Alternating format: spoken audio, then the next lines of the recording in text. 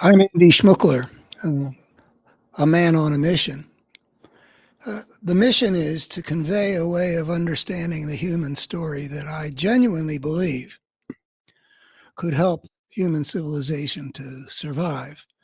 Um, I genuinely believe that certain things get established, get shown, that would put into an importantly different light not only uh, how we understand what we are as creatures, but also how we understand how the world got to be the way it is, and also how we comprehend the nature of the challenge that we face if the human civilization is going to survive on this planet.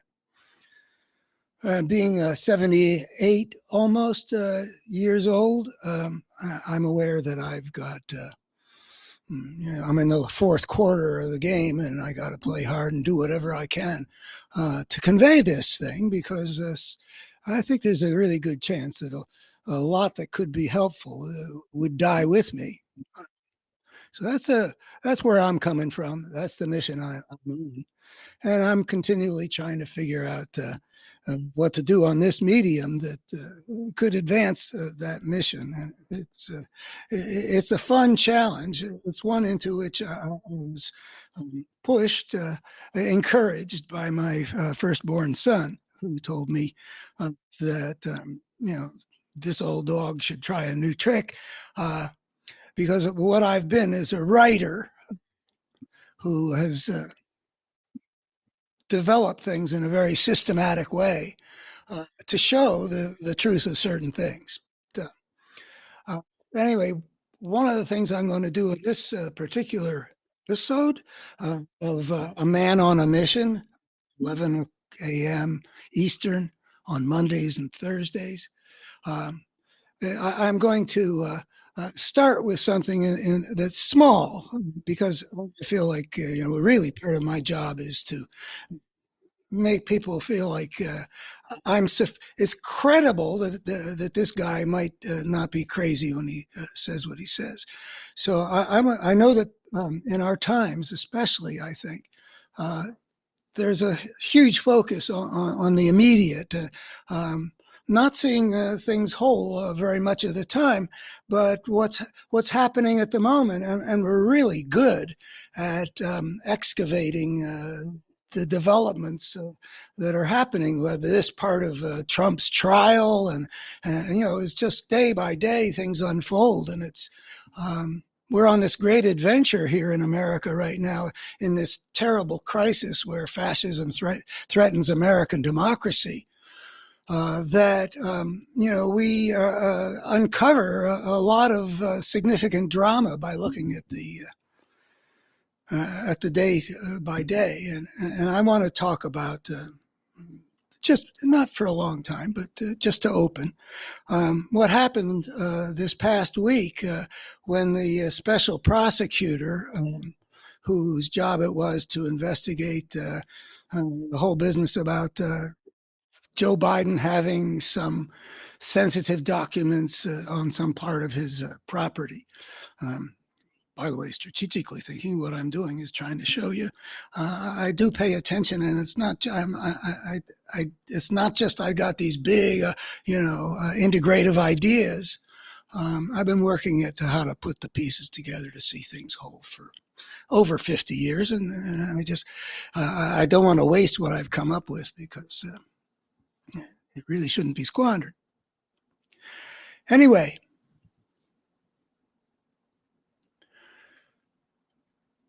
as you probably know, this special prosecutor found, as everybody knew, no reason to indict Joe Biden, just like they had no reason to indict Mike Pence. And how basically the truth is that the whole situation with Trump, and how he showed such contempt for the law, how he was practically daring the Department of Justice to come after him, that was a completely different case. And that's really all he had to say. And that wasn't all he said. As you probably know, he basically drew a picture of Joe Biden that would hurt him politically going into the 2024 election, like this elderly man who has some memory issues, or various language that paints a picture that is not conducive to getting people to say, "Yeah, be our commander in chief." It was a political hit job, as some people have called it, and it wasn't like a crime. You can't prosecute this guy for doing that. But it was such a blatant, flagrant violation of a norm in the Justice Department that when you're not indicting, that basically is it. You don't you don't talk about the people you don't indict. But this guy did, and I was very impressed. I've been very impressed with Andrew Weissman, who appears constantly on MSNBC on all kinds of shows between 4 p.m. and 11 p.m. He's really very good and very smart. And he's also very, I mean, if I had, if I were asked some of the questions he was asked, I would show a degree of moral outrage continually, because this stuff we're seeing is morally outrageous. But I mostly approve of the way he is just so judicious, and I think that's the right word. But anyway, but looking at what this Hur, H-U-R, not played by Charlton Heston in this case, the special prosecutor, was as close as I think we're ever going to see Andrew Weissman being morally outraged. This was a vocation that he had as a special prosecutor, and Neil Katyal also, who wrote the special prosecutor regulations back in the 1990s. They're outraged at what this guy did. I don't know that I have anything to add to this. I got a couple of things to contribute. I'm pretty satisfied the way other people are talking about the situation. But one of the ways this is got to do with it is Merrick Garland. I was very excited when Biden named Merrick Garland to that was going to be his attorney general. I'm really pretty big on the idea of justice, and watching what Bill Barr did as Attorney General, so corrupt, so sociopathic, violation of the oath of office at a very fundamental level, like what he did with the Mueller report. I mean, outrageous. And Merrick Garland, he felt like a breath of fresh air, because I heard him speak when his nomination was announced, and I felt you could tell he really does care about the value of the rule of law. I think it's really genuine, and I think he actually has a degree of passion for it. But he's shown himself to be weak, and weak in a way that I've argued is in a previous issue of this Man on a Mission.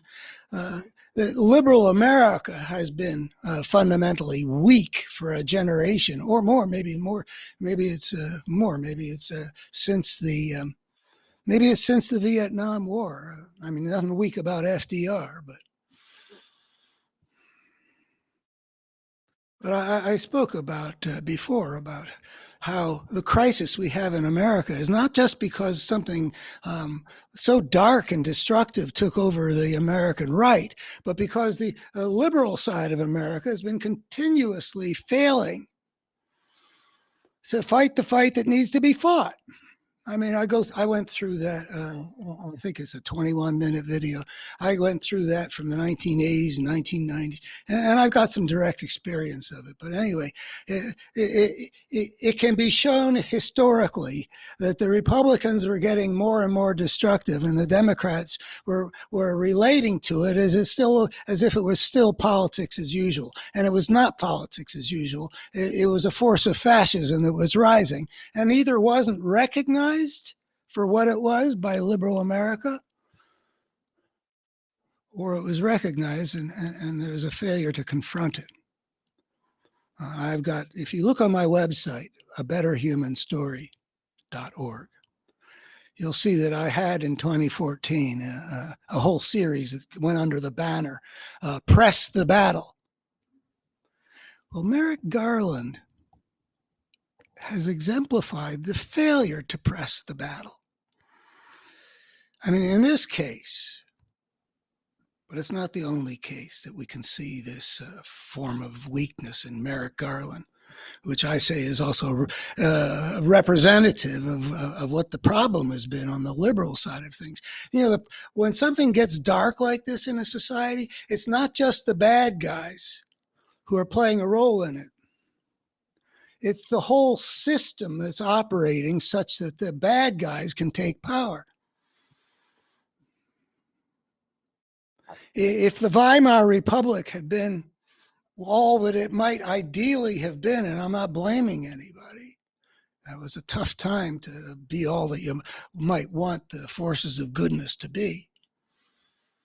But if they had, they could have perhaps kept the spirit of fascism from fully taking over the Germany in 1933, and then. But anyway, Merrick Garland in this case, apparently he was actually. I mean, this stuff doesn't become public unless Merrick Garland allows it to.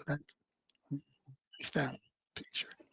So the fact that this guy, Hur, was allowed to use this Justice Department process to do a political hit job in violation of the norms that Andrew Weissman is outraged to see violated in this way.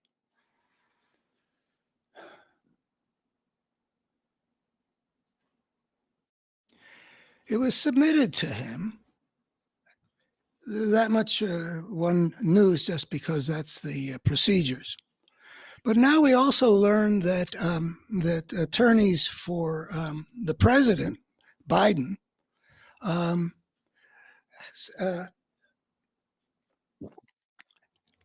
basically asked, I gather, both Hur to change his report in ways which made them appropriate for what his role was and wasn't.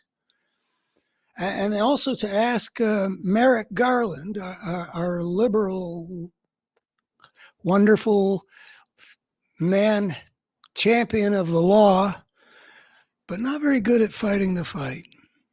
He was apparently, he let it, all we know is whatever he thought or said,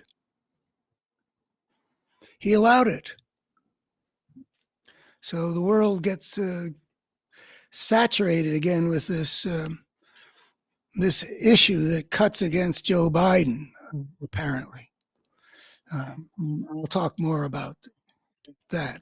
I think there are things to do about it. I think we can also understand that that Biden is probably in better shape in ways that we should care about with respect to the next 4 years as president than Donald Trump. Probably.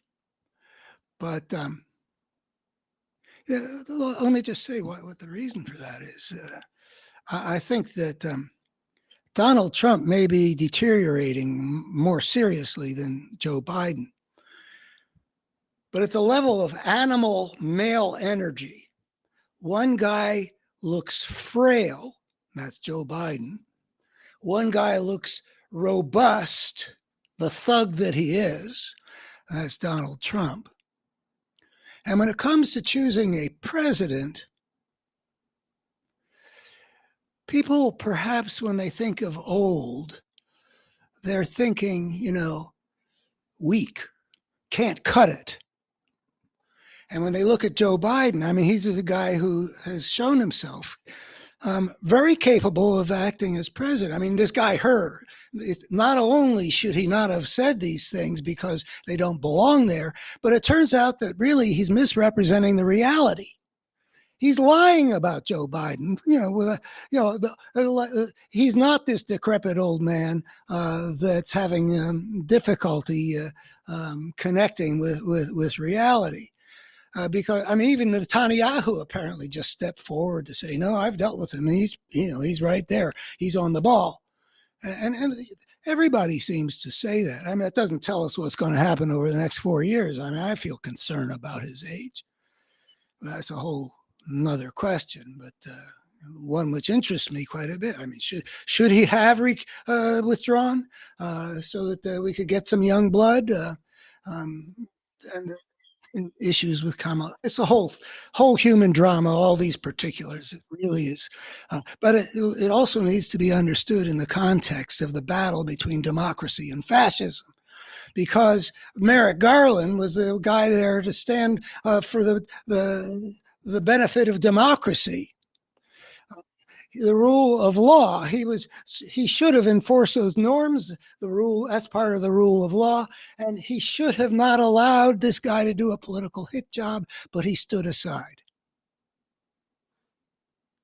And that reminds one of another one of the ways in which he's manifested this liberal kind of failure to press the battle. He didn't press the battle when the whole country could see he really should be going after not just the people who attacked physically were there at the Capitol on January 6th, but that there was a whole plot behind it. What happened in the war room at the whatever that hotel is, the night before January 6th, and why is it that Roger Stone's got this fascist militia serving him as bodyguards? I mean, it was obvious that something had to be looked at. But Merrick Garland flinched. And that's a big irony. The right-wingers are saying that the prosecution of Trump is politically motivated. But what you can see is that Merrick Garland stood aside. He'd just taken the oath to protect and defend the Constitution of the United States. And here is a president who's using his office to attack the Constitution by getting a mob to try to do an insurrection and overturn an election. And Merrick Garland's content to go after these little guys, when the real threat to the Constitution is obviously coming out of Donald Trump. I mean, we saw it. Politically motivated, he had to be dragged kicking and screaming. The January 6th committee played a big role in that, it seems. The criminal referral that came over from the January 6th committee after millions of people had watched this brilliant presentation. So Merrick Garland shrank from the battle. And I asked myself, I've been banging my head on liberal America's failure to press the battle.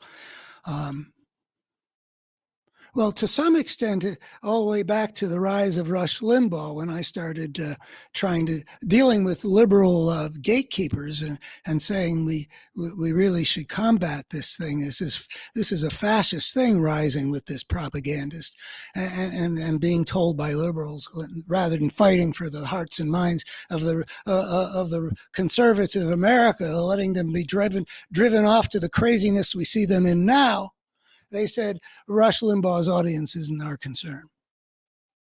But really, yeah, I've been banging my head really more seriously for 20 years, going back to a time in 2024 when I had some kind of an experience of seeing something. The word evil came to my mind when I saw what it was that was taking over the Republican Party. Um, from the power center down into the Republican base, uh, which I had a kind of a window on because I was doing talk radio conversations here in the Shenandoah Valley for hundreds and hundreds of hours about the questions of meaning and value that we face in our lives. So I could see what was happening to them, even if um, I actually, I didn't feel mystified by what I saw happening to them until Trump came along. I mean, how these intelligent people, decent people that I knew, could could believe such obvious baloney, just lies from the biggest liar in the history of the world. They believe against a mountain of evidence, and I know them to be intelligent people because I talk with them. I know something about them, and then I also see, um, you know, the polls show the people I talk with on the radio, they actually do believe some things that it's hard to understand how anybody with any intelligence could possibly believe, like that the election was stolen from Trump and that this prosecution is politically motivated. We got Merrick Garland, who is politically motivated to avoid the confrontation. I don't know if I have anything very insightful to say about Merrick Garland in particular, about what it was in him. I think that there's a combination of a fear of a fight. There's something in one that either is there to make one willing to fight under some circumstances, or it's not there. I think I'm kind of I'm not really eager to fight, but I seem to be somebody who needs to fight if there's a fight that needs to be fought. My mom, for example, I mean, I don't know how she conveyed it, but like, you just can't allow a bully to bully people. And my dad was sort of like, you can't allow a lie to defeat the truth. I don't know. It's just but I'm afraid of fights. Also, I mean, I don't turn away from a fight. I remember one time after football practice. I'm not a big guy, and I'm not immune to physical pain. When I played football, there were some guys that when you had collisions, they were in their element. I didn't like people crashing into me. But anyway, there was this our middle linebacker was threatening, teasing, mocking. You've seen it in those high school movies, the bully and the nerd, the guy with the briefcase. He's there at a vending machine trying not to wishing that this bully who's sort of trying to humiliate him and goad him into doing something, but mostly to humiliate him because he knows he won't stand up. I've got the voice of my mother in me, saying you can't watch somebody getting bullied, and I was afraid of this guy. Not that he was necessarily physically more able, but I'd had the experience just not long before that of being down at the bottom of a pile after a tackle and such, and seeing that there's somebody with a hand here and a guy with and cleats sort of digging into it, and the guy with the hand isn't really complaining about it. And then we unpiled, and I saw it was this guy. I knew he was a whole lot tougher than me. I don't want to get hit in the mouth, but you got to fight when something you got to fight. And that's why Churchill, FDR are heroes to me, because I mean, Lincoln to some extent, but he was willing to fight. He did not back down. He who fought the fight that secessionists forced upon him. There's something about the bulldog of Winston Churchill. Anyway, it's a problem in liberal culture, I think, that there's something missing about the willingness to go toe to toe. I've been using the line from Yeats. Can't really remember how far back. At least a decade, and maybe early on in this particular part of my mission, which has got to do with how do we save American democracy from being destroyed by and replaced by a force of fascism.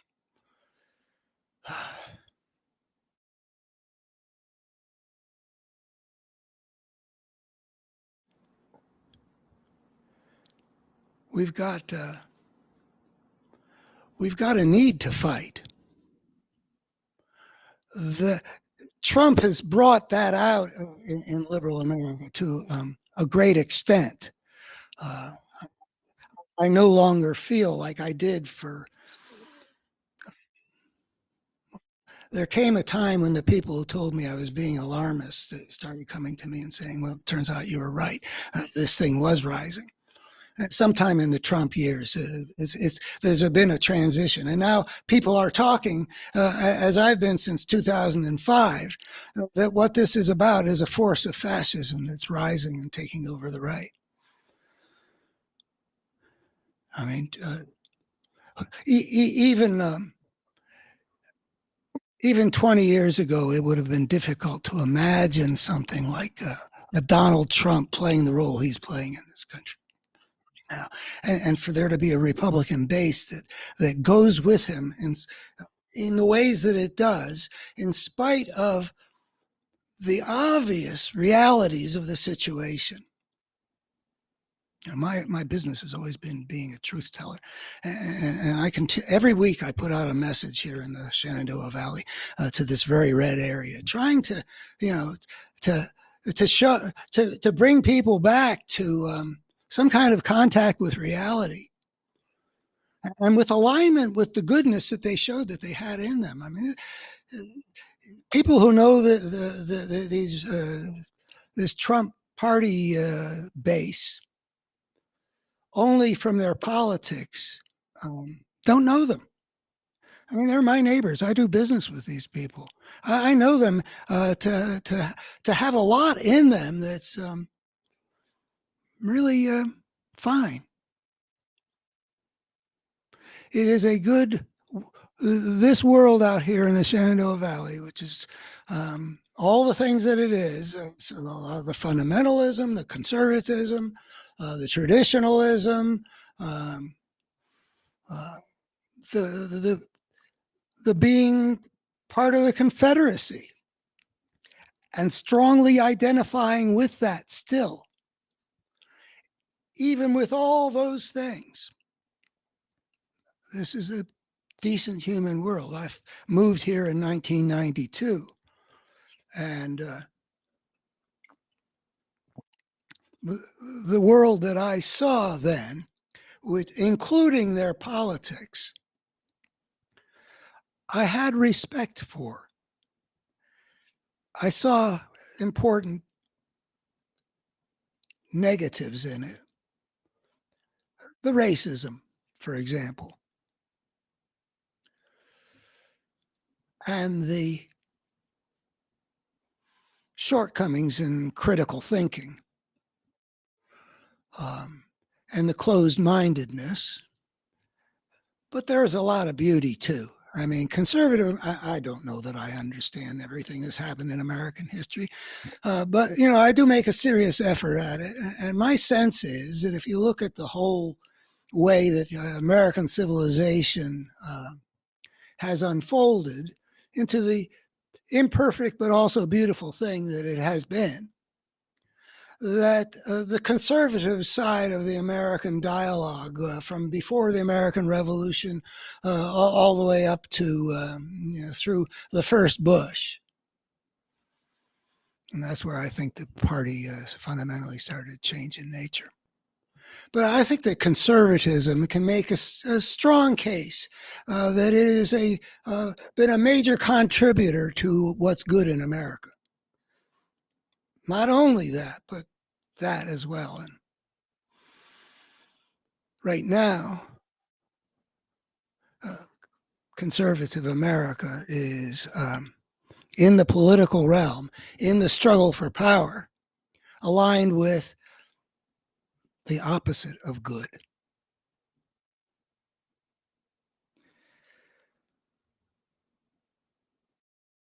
We really have to fight that fight. And that's why I've been saying it full time since 2004. In September is when I saw what I saw, and I didn't really want to take that on. I was engaged in something that was going to be, for the first time in my life, putting together a big integrated picture of the good.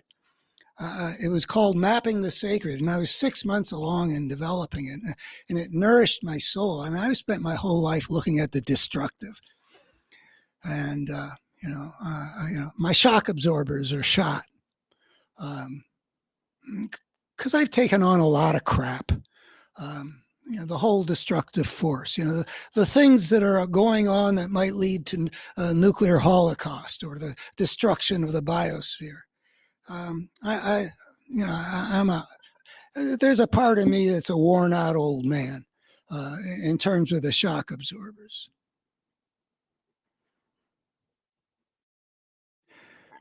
But we've got to fight this fight.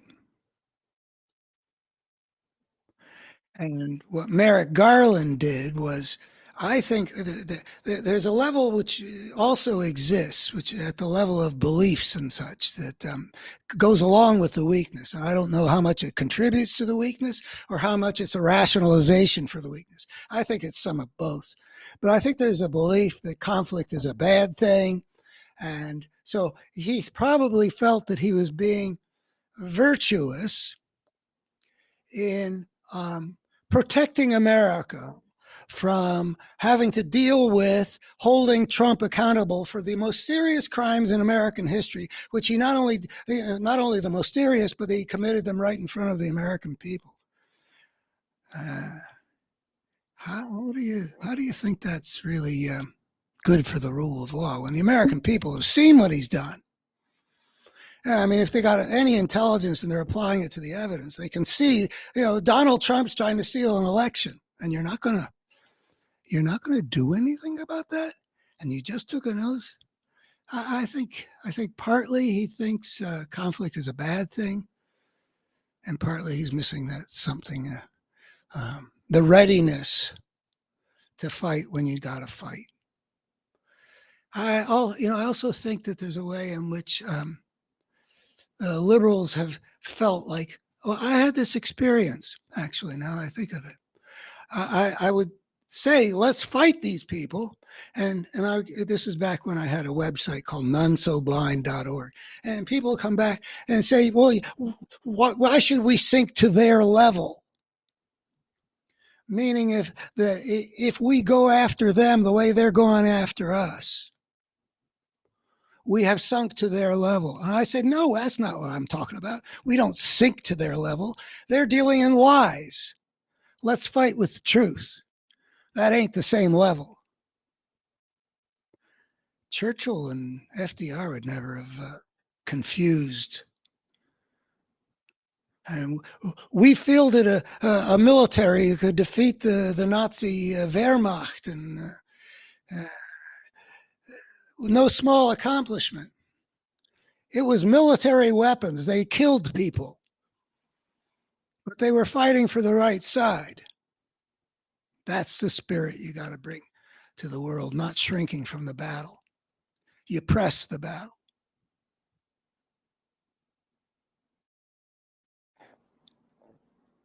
But, I think in liberalism, there's a desire to be on the side of the good,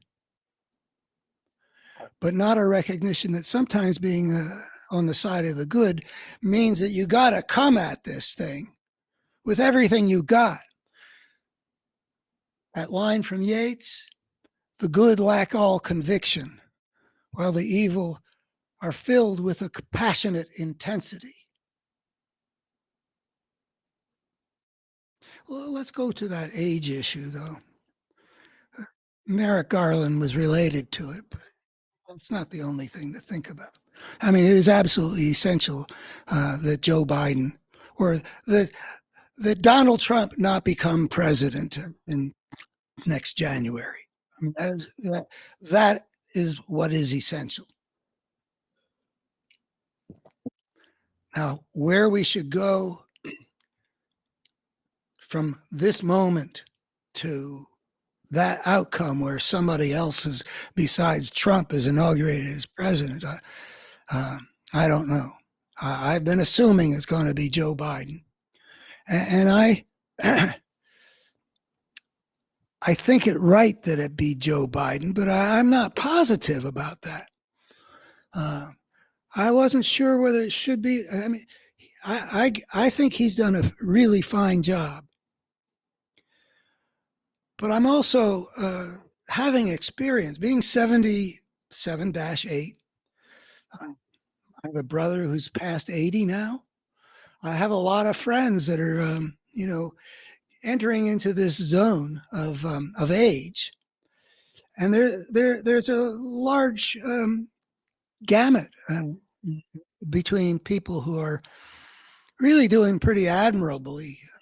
I've got a friend who's 85 or 86, and he still got I don't think he would have made a great president, and but he's quite bright.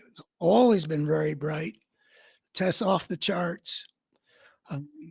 Devotes his intelligence nowadays to bridge, and he may have lost, a modicum of cognitive ability, but he's definitely got it. But also, I don't know what Biden would be like in 2 years. I'm optimistic about me, but I don't really know what lies ahead. I lost a good friend a couple of years ago. He was a year older than me. He had a big stroke. Went to the hospital. It's a big thing, but he was gradually emerging out of it to think he was going to be himself again. When what happens in hospitals, he got pneumonia and he died. What's going to happen with Joe Biden between the ages of 82 and 86? I don't know, and it does concern me. It's a gamble, if that's the gamble we got to take, and I don't know that there is a better course. If he had withdrawn, earlier and sort of let the Democrats fight it out again. I mean, there was some talk when he took office that he'd be a one-term president, sort of a bridge between the craziness and destructiveness of this fascist human monster, man possessed of the whole panoply of human character defects, yet commands the allegiance of the part of America that used to stand for good character. Who can understand everything that happens in the human world?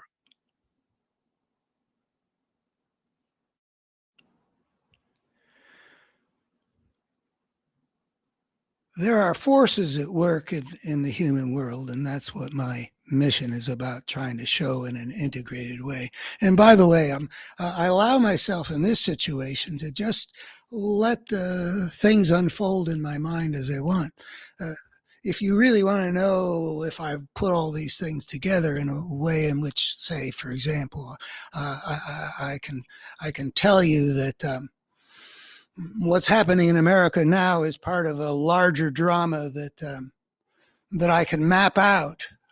That inevitably emerge when a creature takes the unprecedented step of extricating itself from the niche in which it evolved biologically and inventing its own way of life. That juncture in the history of life is a major point of discontinuity, has enormous implications.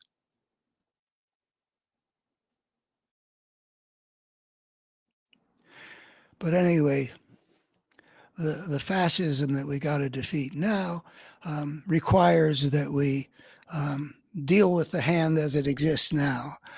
So here are some thoughts strategically. A fellow in the New York Times named Doutha. He's a regular columnist. He's sort of conservative. Um, uh, and I don't dismiss him. I'm always suspicious of him. Anybody who can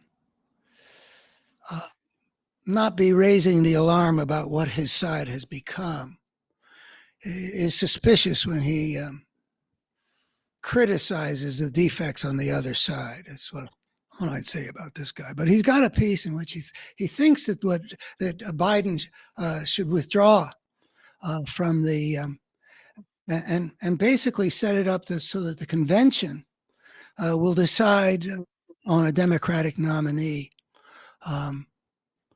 in the way the conventions always did. I think that could work.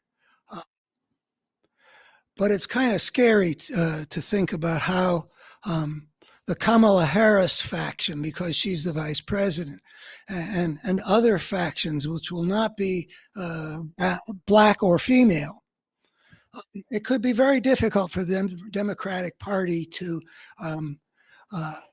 work it out so that they nominated somebody who is the most likely to defeat Donald Trump.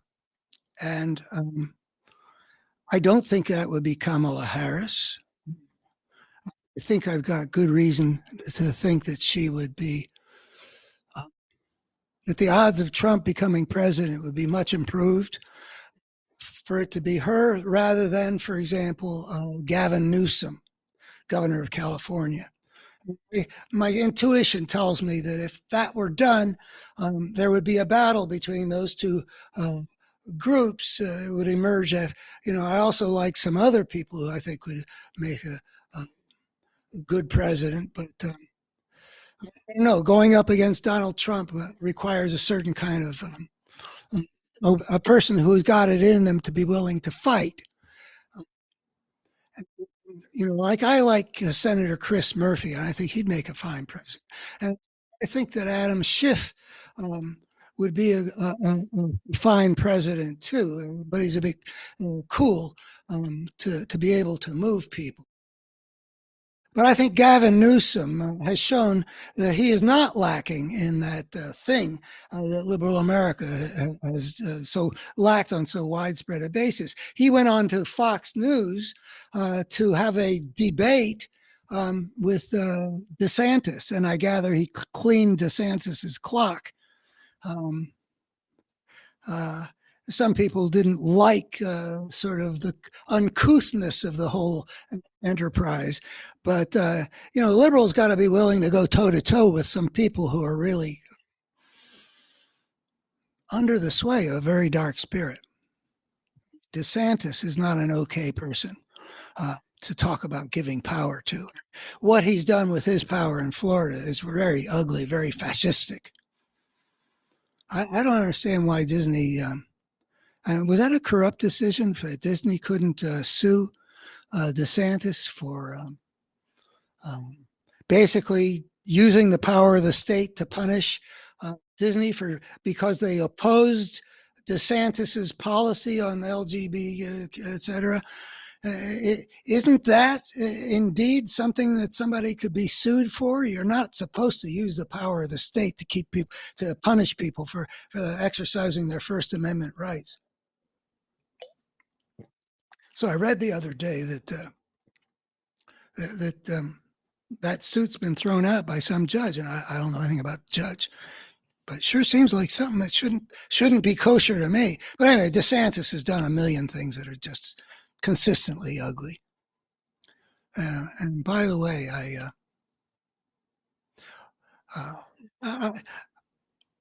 let me finish up on the age thing. I have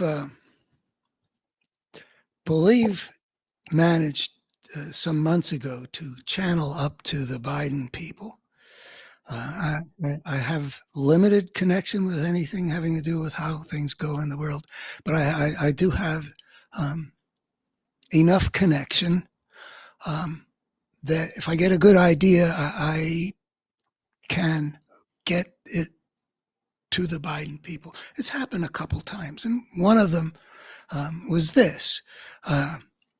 That at a certain juncture, at that time, I was thinking after both political conventions when it's not just we know it's going to be Biden versus Trump, and I do think we know that whatever this Delphat thinks Biden should bow out. I think that he's not going to, but if he did, if he was the Democratic nominee and he was the person that we absolutely need to have win, and he's got this vulnerability on the issue of age, all of which I anticipate will be true, then we need to have a way of neutralizing that issue as much as it can be neutralized. And what I proposed was that after the race is down to the two men we expect it to be down to, that Biden issue a public challenge to Donald Trump, and he say, "I challenge you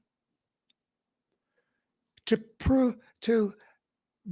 go with me, so we each get a complete workover from the top-notch medical establishment, the Mayo Clinic or the Cleveland Clinic or Johns Hopkins or whatever, and with the agreement that all the findings about our physical and cognitive condition will be made public. I challenge you, Donald Trump, da, da, da." And I think that that's a win-win. First of all, it's predicated on the belief, which may or may not be true, but I'm betting that Biden actually would get a better report than Trump. Setting up the whole battery of what the American people deserve to have tested in men who are, well, Trump is like 2 months younger than I am. And Biden is, he's born in, 42. We're born in 46. So there's maybe, a 4-year difference or something like that. But Trump is probably deteriorating more. At least a lot of people seem to think that he shows real signs of deterioration. I'm not sure. I mean, he's always been a effing moron. He's never had any relationship with the truth. I mean, are we to infer a lot from his getting Nikki Haley confused with Nancy Pelosi? Well, maybe. I think that there is something going on in Trump, but at some fundamental level, he's kind of crazy anyway, because this is a man who needs to believe what he wants to believe. I mean, he just simply can't. I think at some level he actually believes his lies. I mean, I did believe that once. I came ultimately to the belief that he's not just lying about his crowd being at the inauguration being bigger than Obama's. I came to think he got himself to believe that, and he may actually believe the election was stolen from him. I mean, any intelligence, you think, well, he either believes it, in which case he's lying, and those lies are terribly destructive, as we've been able to see, or if he does believe it, he's crazy. He's either a sociopathic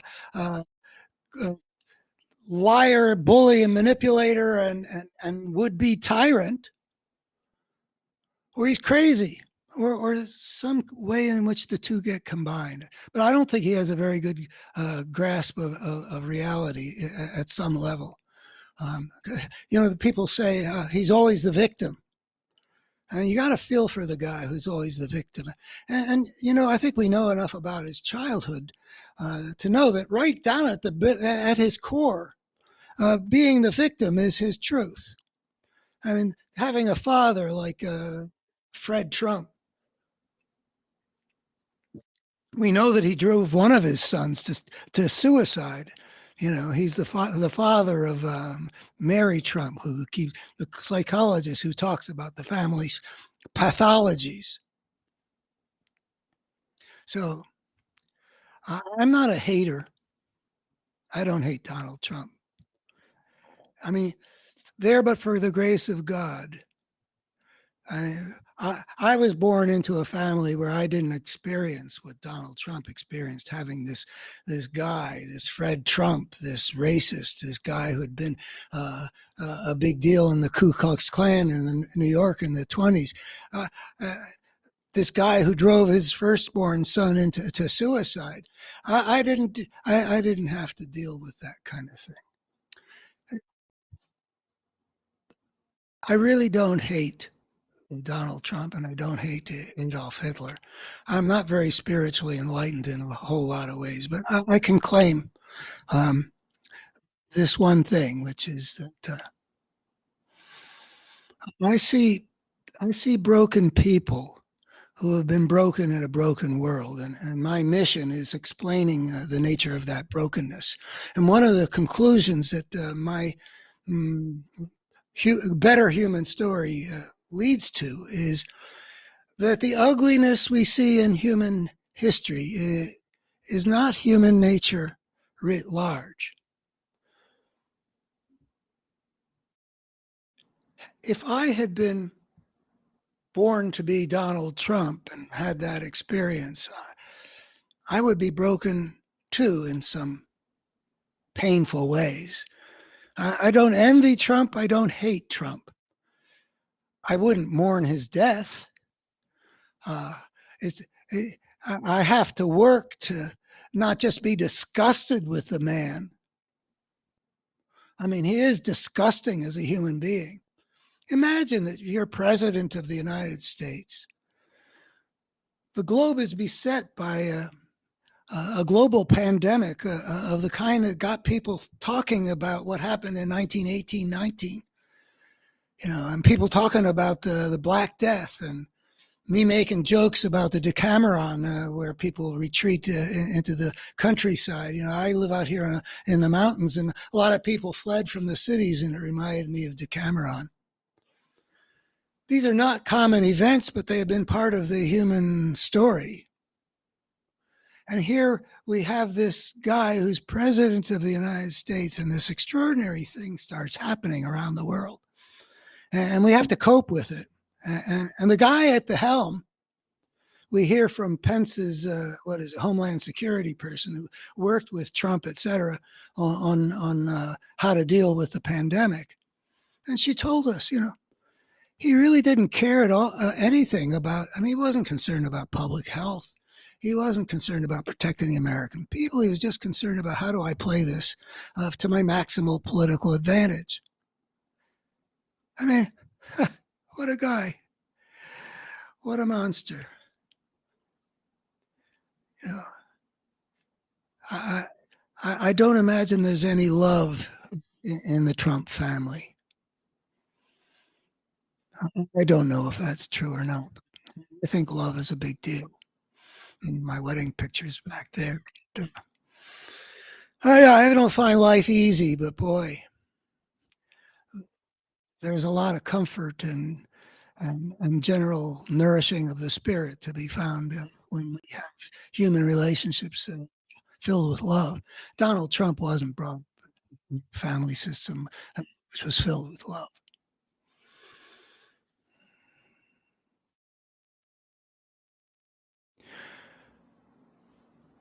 So I don't hate Trump because I've been watching how the force of brokenness inevitably arises when a creature takes that unprecedented step across the threshold out of the natural order and into a new kind of disorder, inevitably. uh, the interaction of these new life forms as these civilizing societies are going to be that are not shaped by natural selection, but by the uh, uh, inventive process of a creature that is exercising its unprecedented level of creative intelligence to do the unprecedented thing of inventing a whole new different way of life. No longer hunter-gatherers, but beginning to create more complex and larger and fundamentally different uh, um, living entities, these civilized societies that are shaped not by natural selection. Well, that has enormous consequences because the natural order actually is a very intricately governed thing. Without a government, a selective process inevitably creates things that can work together to maintain the system for the long haul. That's just what evolution tends to do. I say the lion and the zebra and the grass are working together to create a virtual perpetual motion machine, even as they devour each other. The way those elements interact is part of a pattern that maintains the synergy and viability of the whole. That's what selection. That's what protects the whole system getting DNA into the future. But civilizing societies have broken out of that order and that into a disorder. That disorder is anarchy. Anyway, please go to I'll just say, an inevitable social evolutionary process will emerge, which is not a function of the nature of the creature, but is a function of the inevitable dynamics of the system. Anarchy. Nothing to regulate the interactions among the elements. An inevitable war of all against all. And then a selective process, which inevitably favors those cultural options that facilitate a society's surviving, prevailing in a world which is beset by anarchy, a world of all against all. It is an inevitable dynamic that emerges whenever a creature takes that unprecedented step. And I think I can as far as I can tell, the argument is watertight. You can qualify things a little bit, but basically it's true. And another way of stating it is about this social evolutionary force, which is very destructive, is that any creature on any planet, anywhere in the cosmos, that steps across the threshold into the emerging disorder of societies that are a new kind of life form that have been invented and whose interactions are not being regulated by any naturally selected order or any top-down human imposed order. Neither is there. So there's a war of all against all in this destructive process. Therefore, what we see in the human world around us has been substantially shaped by an inevitable social evolutionary force that's part of what it means to take an unprecedented step. Unprecedented generally means dangerous. Evolution is sort of selects for, almost you might say, a striving for stability.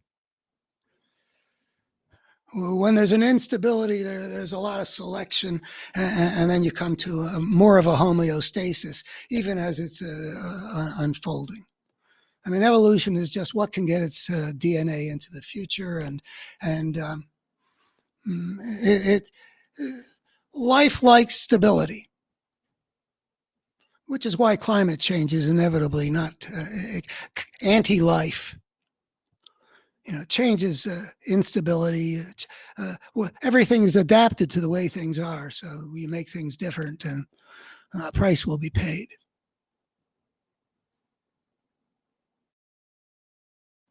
There's a social evolutionary force that emerges. Wherever that might happen, that people, and I do believe, and I like to talk about what we might see if we could see the total picture of, like efforts of civilization in this universe. I don't think we're the only ones. Uh, I'm aware of a lot of the things that people say about what extraordinary circumstances we're the beneficiaries of. Like Earth is like it looks finely tuned. Okay, let's say it's very improbable.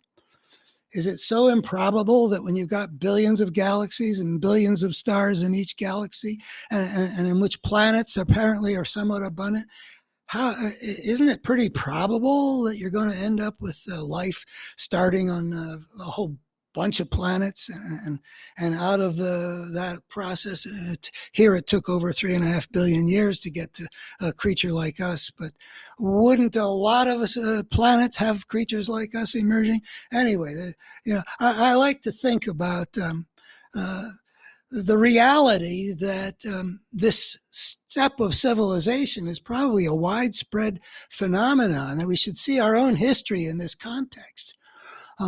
We're the creatures on this planet that took a step that might often emerge in the universe, where you've got a creature that's got the creative intelligence to change the rules of the game by its own inventiveness, different ways of making different tools, organizing different, making societies that are organized such that they can command a territory that was never any part of a society in the hunting gatherings, and bringing under human domination the plants and animals that the hunters and gatherers had hunted and planted and gathered.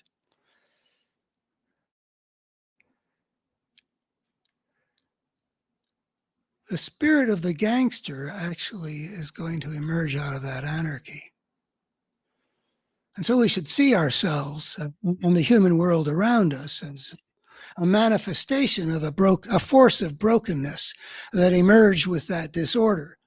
And we're still basically in that disorder in fundamental ways. That, for example, when a fascist dictator in Moscow can do to the world and his neighbor what Vladimir Putin did, and to his country, we are still in that state of disorder. And when we've got an industrial civilization with a planetary product in the tens of trillions of dollars a year, or maybe it's over 100 trillion a year, I forget what this, huge. We as a species are not going all out to do what a morally responsible civilization would do, given the knowledge we have of what's happening to the planet because of our destabilizing the Earth's climate system. This is a force of brokenness that inevitably emerges out of the disorder of anarchy. The spirit of the gangster, when there's anarchy, it's warlords or gangsters. You can see it historically that rise to the top. And likewise, in the anarchy of the whole intersocietal civilized system, when there is no power to prevent an imperialist, ambitious, vicious force from doing what it wants, like Putin just did to Ukraine, and like Hitler did to Poland in 1939, and like gave rise to the early empires. The spirit of the gangster gets a disproportionate say in determining how the human world will be. Now, I claim that this better human story could have a beneficial impact on the human future.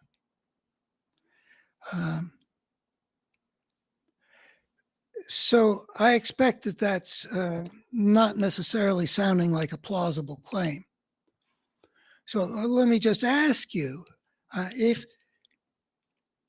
a substantial number of people would begin to understand those things that way, that we are better creatures than we have thought ourselves to be, which is one of the um, things that can be derived from what I say about the ugliness we see in human history is not human nature writ large.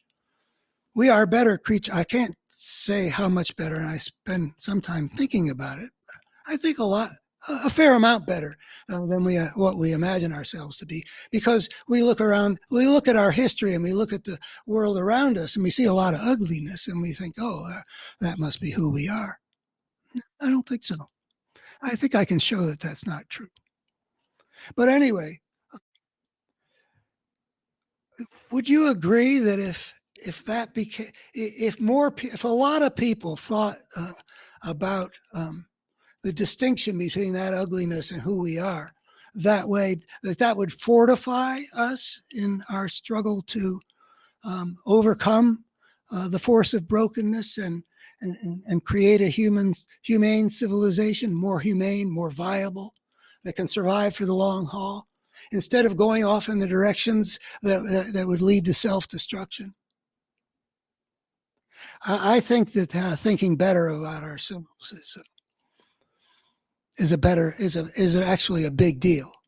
I don't know how big a deal it is. I, for one, am these days, as I see my neighbors being dragged off into this darkness, I'm disturbed by the image humanity has in my mind now. I was much happier before all this happened. I had a much more benign view, but I've seen something happen in people that I've been struggling with this. It's been very painful.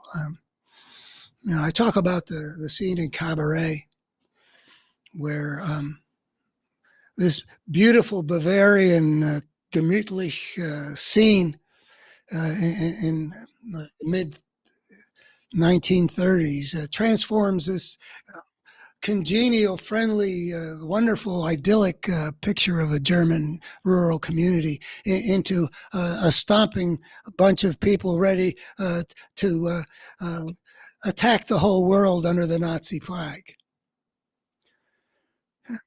What was beautiful became ugly. And that's been a disturbing part of my experience over the last 20 years. I kind of loved the equivalent of the gemütlich community back in the 90s. I mean, to see this beautiful young tenor singing so sweetly in Bavaria, singing this sweet song about the stag in the forest runs free.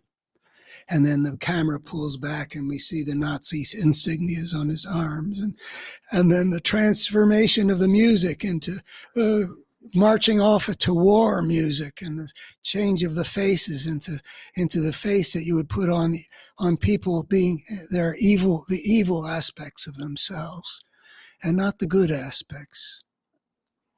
In the right wing, I think cross-culturally, I don't think I've fully said this before. I'm not sure if it's right. I think cross-culturally that there's the right tends to have a difficulty with respect to integrating different parts of the self. There is often a domination of the good side, but there's never an adequate coming to terms with the side that's ready to align itself with evil. You don't see left-wing regimes, and I don't know, maybe right-left isn't the right way of thinking about it. It's not necessarily like whether you're a union member. I guess I haven't thought this through, but um, it's been disturbing to me to see that decent human beings can align themselves with indecency, and that intelligent human beings can support what's obviously false and destructively false. Well, it's just disturbing to me and bewildering. I just it's a hard thing to witness.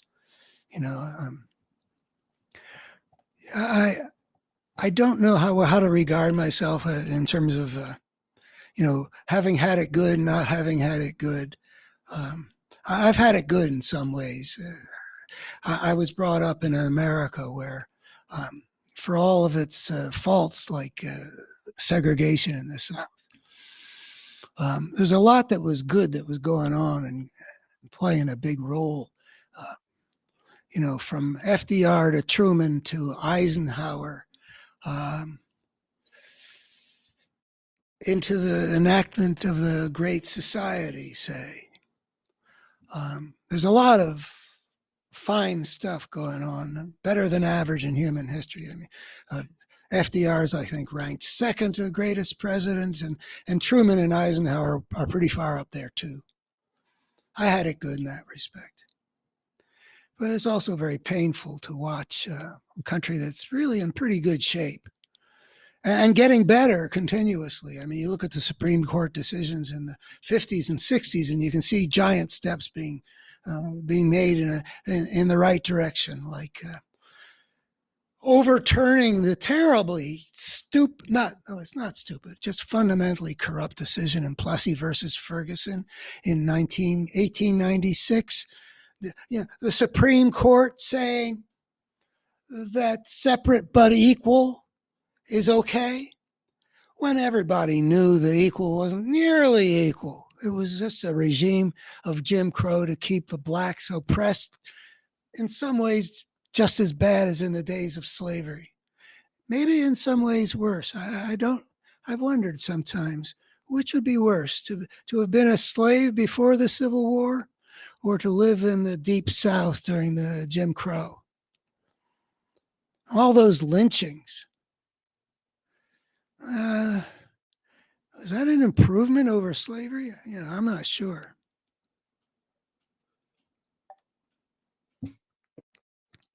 Is that where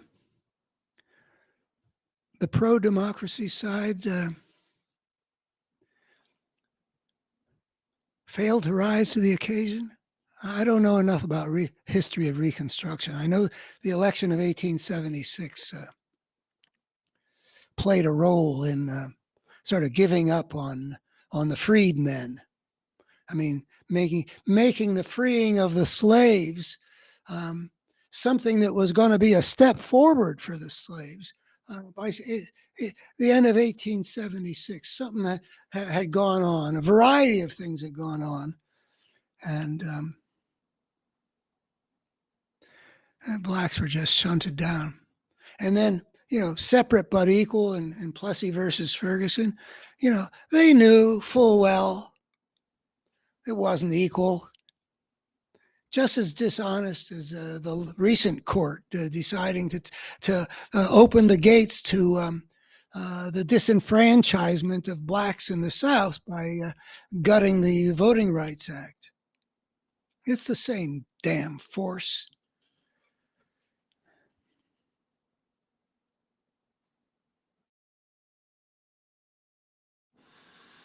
Well, in the 50s and the 60s, I had it good. The Baker versus Carr gave equal vote weight to people living in different parts of a state. Gideon versus Wainwright gave the right for a council to be appointed.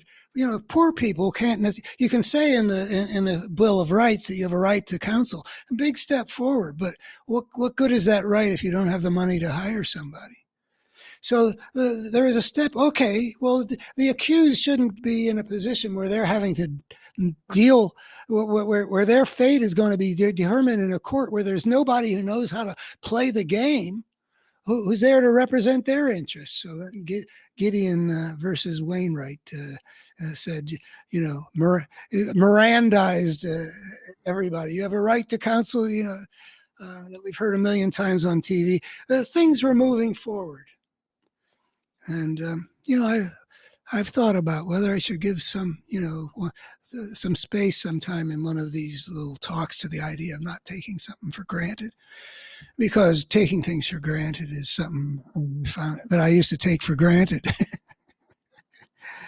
I just, I was born into America at its best in some basic ways, at least in terms of very far from fascism taking over the whole country. Let's just put it. Joe McCarthy was out there.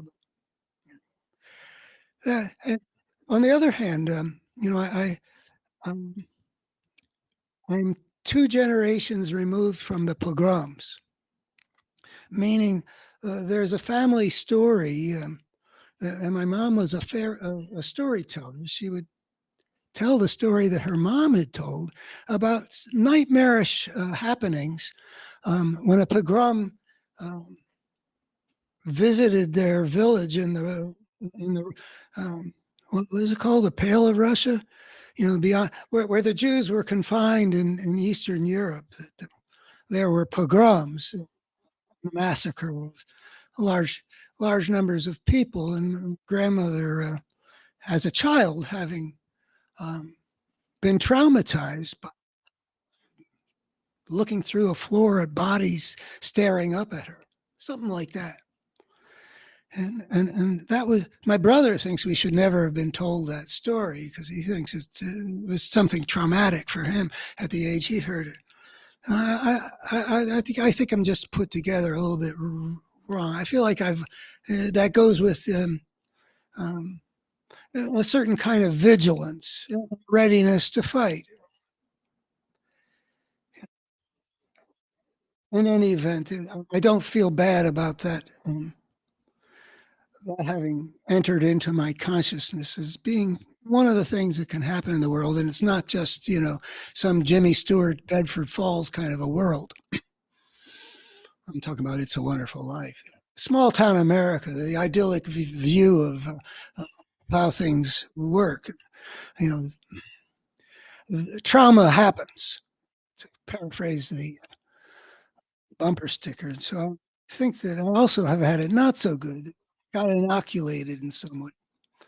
And my brother and I also talked about how there's such a thing as epigenetics, that what my grandmother experienced would actually affect what we are biologically in some ways. That you can tell that the children of the Holocaust and their children unfold in some way differently in a genetic way, but I don't understand how that works. I mean, I think words like methylated and, which genes are fired under which conditions. I don't know these things, but I get the impression that there is a phenomenon that I'm different.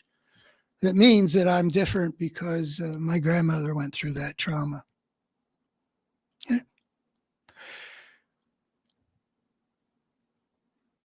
And then it's been very painful. I kind of wonder for the younger generation.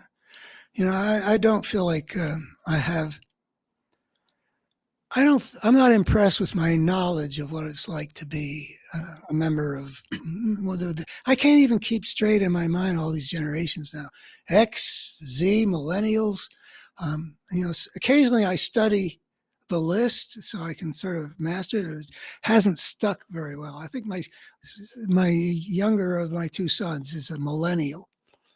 And I think my other 2 children are they Xers? Anyway, I don't think I really understand what it's like to have been of their generation. America has been politically unhealthy for 30 years. At a deeper level than before. I used to want to protect my children from thinking that this is the way America is. Um, that there's something better in us to be,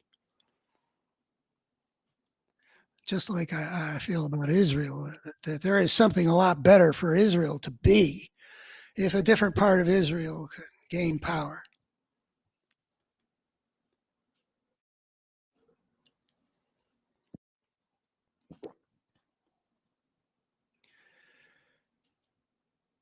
I think that if people understood that we were capable of, if we just expressed our nature with some other big wind in our pulling us off course, like the process of selection for the ways of power, we could we could envision a better world that we are capable of. You know, when you hear somebody say, "Well, that's human nature," watch. They're always pointing to something wrong with us. They're never pointing toward, what a fine thing we could be, or maybe by nature are. That's an area of confusion in me. How to think about what our nature is. Should I go down that road? Yeah, let's say something about what our nature is. And let me just also say one of my strategies is that I'm hoping that you'll see from these little scattered bits and pieces something that makes it plausible that if I claim that on my website, a betterhumanstory.org, I weave all this stuff and all these dimensions into a coherent and I think largely valid whole framework for understanding our situation. It puts a lot of important things into different light. I mean, I wonder how many people will hear this and who will also want to know if it's true that the ugliness we see in human history isn't who we are, that we're better creatures than we are, and who would want to know that there inevitably emerges with this unprecedented step a social evolutionary force that would mandate that the spirit of the gangster would have way too much say in how civilization would develop.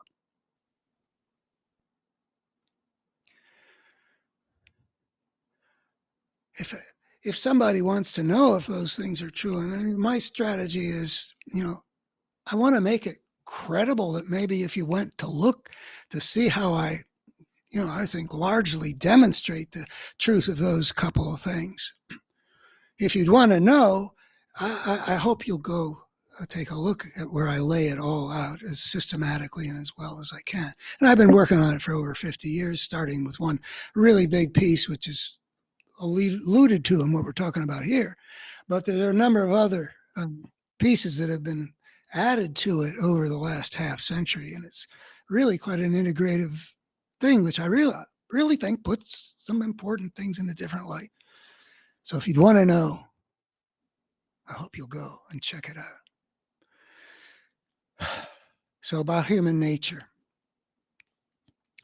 I wrote a piece about human nature that I offered as one of my weekly op-eds. This one not challenging the conservatives to recognize that they're supporting something which is directly contrary to everything they said that they believed in. But just because I have a need, very deep need, whenever I get an idea that turns me on, it's an immediate need to share it. I think it's looked into my soul, and I think, I just feel a need to connect me, other people, and these ideas that are very alive to me, to which I've devoted my mind and soul to a very considerable degree for a very long time.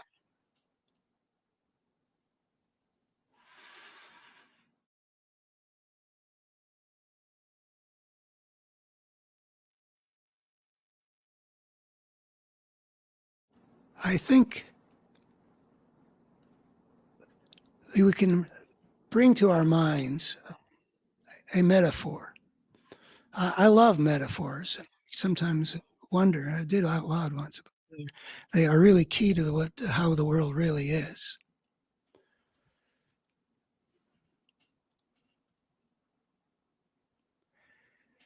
The rhesus monkeys that were studied by a University of Wisconsin scientist named Harlow in the 1950s were separated from their mothers, metaphorically speaking,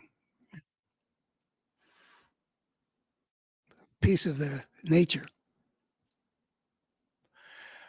at birth and divided into two groups, one of whom would get its milk or whatever from this contraption that was covered wire, but covered with carpeting.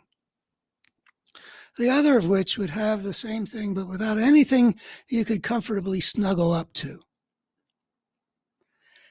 You wouldn't be allowed to do this research today, but he did that research and it shows us something, so we might as well learn what it shows.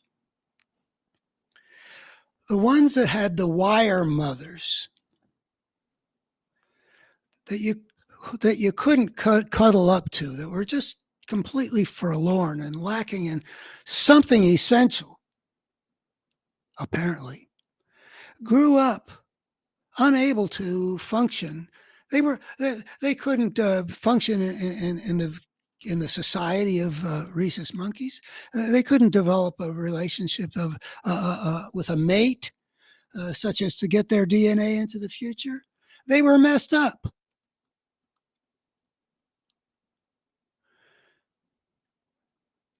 Would you say that messed up version that can't get its DNA into the future is rhesus monkey nature writ large? Of course not.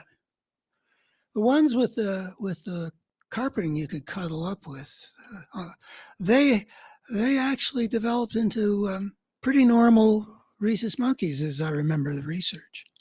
Apparently, the cuddling was required for the completion of what a rhesus monkey was supposed to grow into. And the growing into wasn't just from conception to birth. It also is from birth to maturity in a world that evolution had shaped them to expect for their completion. In the natural world, every rhesus monkey would have something furry and warm to cuddle up with. It's just built into the situation. The more the creature has the capacity or the necessity to develop into something that's not already fully formed when they're born, but will form in interaction with its environment, the more that's the case,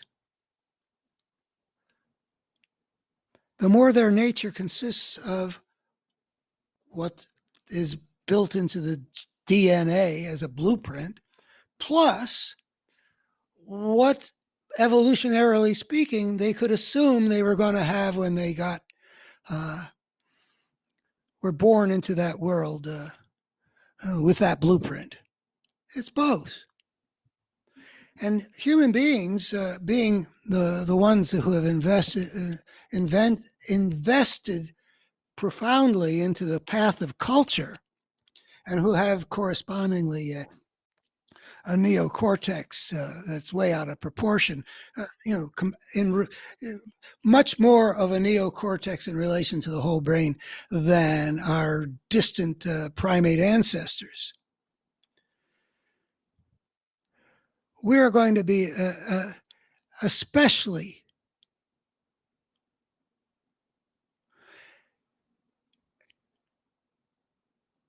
especially in need getting it right, of being born into what we evolutionarily required or could expect. Now, civilization is very different from what we evolved to expect.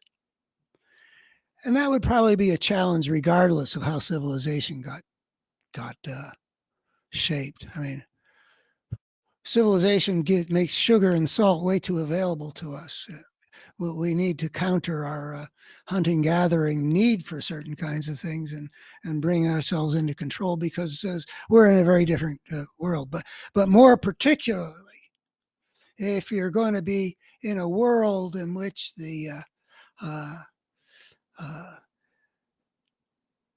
what prevails in a world there's nothing to stop a vicious, power maximizing, power lusting gangster state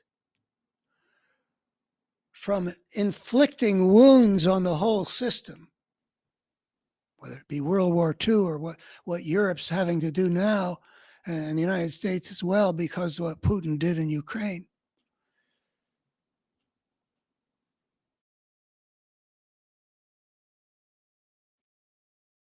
It's important to recognize that there's a force that emerges, a destructive force,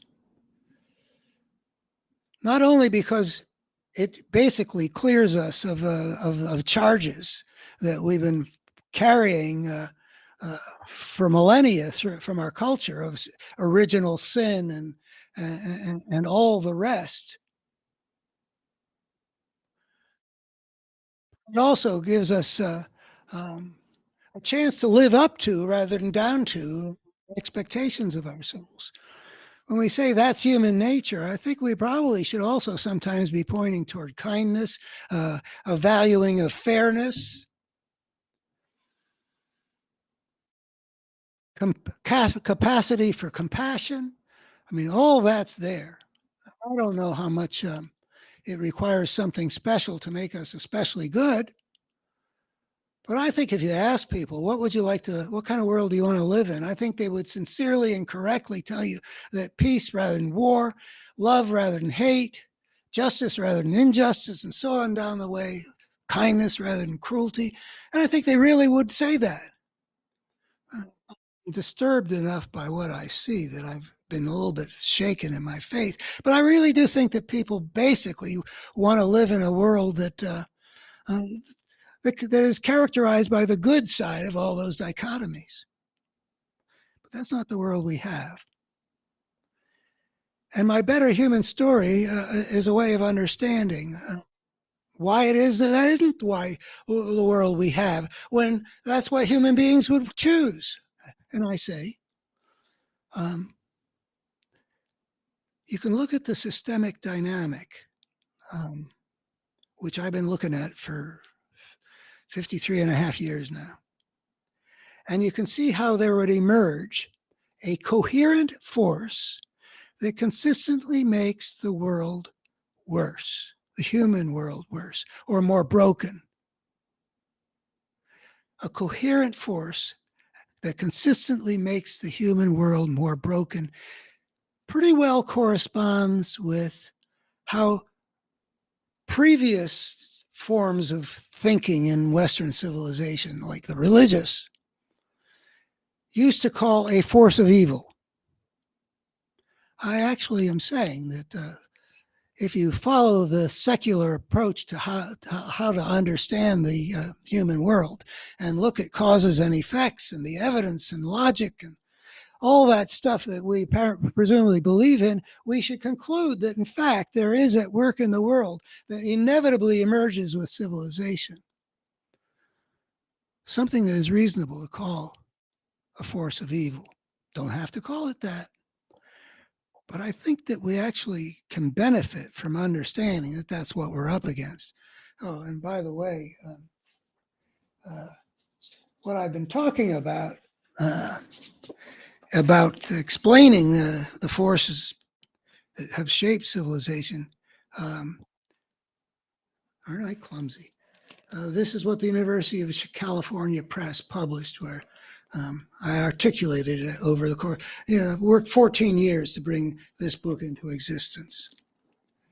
And This book came out in 2015, before Donald Trump appeared on the scene, but warning of the catastrophic way that the force of fascism might take over America, starting in the coming election. And I don't remember exactly what I envisioned, but I was determined to get that message out because I thought we were on the edge of the abyss as 2015 emerged and we were looking to the 2016 election. But I don't remember just what it was, but I know it was all I made the whole case about how a force of destruction was becoming more and more powerful in America and had taken over the American right and was threatening to topple American democracy.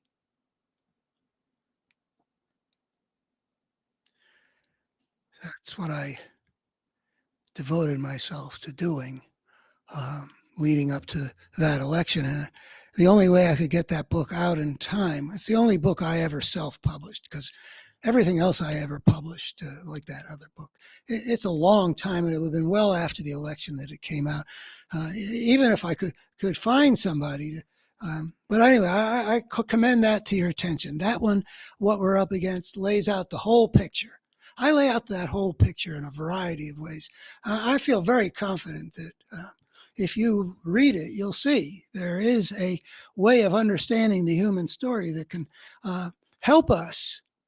Now, I don't think it's going to, make the whole difference, but it's important to understand the nature of the forces that we need to overcome. I think that there is a drama at the center of the human story that emerged with civilization between two coherent forces that, if you look at them and the dynamic of them, purely secular terms, social science, history, thinking conceptually, using the evidence, it shows that at the center of the human drama, there has been a battle between these two coherent forces of brokenness and wholeness, destructiveness and constructiveness, good and evil, what's life-serving and what's life-destroying, however you want to put it. But those two coherent forces have been, in some ways, battling in a very, very complex way in the realm of cause and effect, battling over which one is going to shape the human future. And basically, what I'm saying is that the evolutionary perspective actually should show us a truth that the religions somehow also seem to grasp about a battle between good and evil. I mean, it's there to be seen, and I claim that I can show it. And, I wonder how many people would want to know if all that were true. Part of it is, I think that it helps if we do understand what we're up against. I mean, liberal America was very, very slow to understand what they were up against. They were up against this whole thing that the right has become, which is a version of what human beings have been up against since the rise of civilization. All these layers overlay each other, but we got to deal with the immediate crisis of will American democracy survive? And I've got a lot of energy for that. I devote a lot of energy to it, and I'm very worried. But I'm also very confident. I think we're going to beat this Trump guy. Who's going to vote for him? You either got to want a dictator, a thug to crap all over the American presidency and give us an authoritarian government from a guy who's utterly selfish. Either you got to want that, or you got to somehow had your intelligence switched off so that you're able to believe things. It's hard to see how anybody with any intelligence could see this, what's obvious, and instead follow this guy, the most prodigious liar in human history, believed over mountains of evidence. Crazy. And I don't think a majority of Americans believe are either wanting fascism or have been put into some sort of trance state or whatever that make them incapable of seeing what's about as clear as anything ever could be. I don't think I don't understand how any of those people got there, but I don't think it amounts to more than a third of America. So I'm kind of I'm bullish about our chances, and think that if Joe Biden goes out there and challenges Trump on the age issue, either Trump will accept the challenge and they'll both troop off to the Mayo Clinic with the understanding that the whole battery of tests the results will be made public, and they can be in competition for which one the doctors say is impaired or looks not capable of serving for 4 years into the future. Which one looks more capable of, look, what are the doctors going to know? I mean, but if Biden should do this if he feels confident that he will pass better than Trump. And so if Trump accepts the challenge, he wins. Biden wins. It won't completely get rid of people's misgivings about electing an 82-year-old. It won't completely get rid of my misgivings. I'm not I could be happier with who would take office if Biden dies or if he gets disabled like Wilson did and the 25th Amendment kicks in. I don't think I think she would be okay. I'm not worried. She would, I think she would do okay. I could be happier, but I could be happier in terms of helping Biden maximize his ability to attract the people who might go either way when it come election day, or who might stay home if they're not delighted with that. But it's such a touchy thing. The ticket is what the ticket is. That's why I'm afraid of Douthat's, throw it up to the convention. Could the Democrats get to their most likely winner without doing damage across, those lines that would feel wounded if Kamala Harris wasn't given what they thought was her due?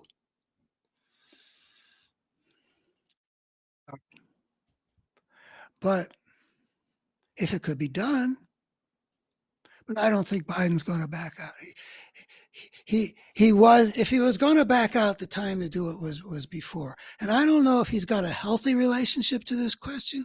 I've heard a little bit about him not letting his being impatient with any of his aides bringing up some of these issues. Well, these are important issues. I mean, 82 to 86 is not nothing. The probabilities of X, Y, and Z don't stay flat as you traverse those years.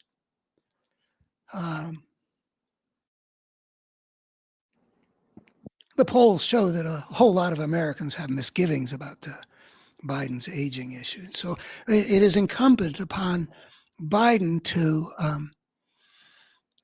cope with it as well as it can be coped with. I mean, he can't make himself any younger. And he may well be the best Democrat for us to put forward because he's done a very good job. And though he lacks certain charisma and oratorical abilities, it would be great if he had them. And though he looks frailer than I wish, and it might be better if he appealed more to the Americans who like their heroes looking buff.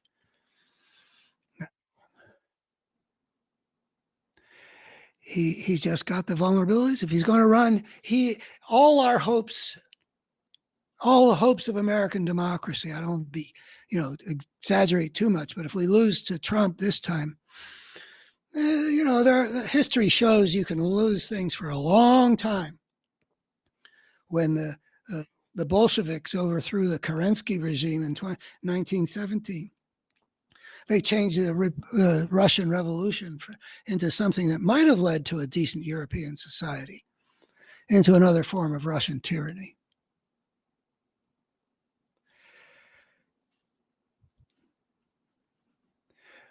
We need to magnify Trump in every way that we can. I don't mean magnify Biden. And if Trump refuses the challenge, Biden wins that way too. He's got something to hide. I'm willing to let you see, into my very entrails and into the level of my cognitive functioning in a whole variety of ways. And he's not. So what's he got to hide? Look at, and then that all that evidence that some people have assembled of his being deranged and making all kinds of gaffes, worse than Biden's gaffes. That could be utilized to get people to think, these are two old men. It's not Biden the frail that we got to be worried about. We maybe have to be a little bit worried about Biden the frail, but he's got his head on his shoulders. He's not as crazy as this guy who seems to be losing it. That can be conjured up at least to some degree, and I can't think of a better way of handling it. If it's going to be Biden versus Trump, that all's got to happen.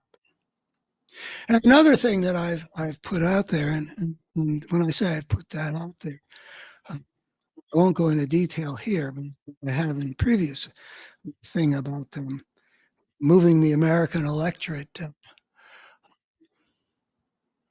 I can't remember how I put it, but basically, I'm saying that the Democrats should begin now to inspire the American people to see the essential nature of this election.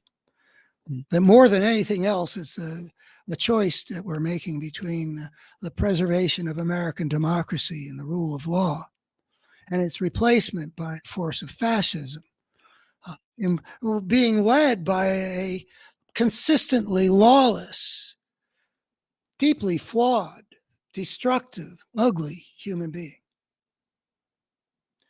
All that is what the American people should see, both the nature of Trump and the nature of the fundamental choice.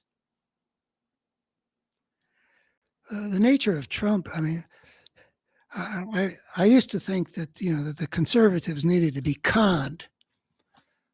And maybe they're still being conned, but I mean, I came of political age, hearing about Dick Nixon, Tricky Dick, would you buy a used car from this man?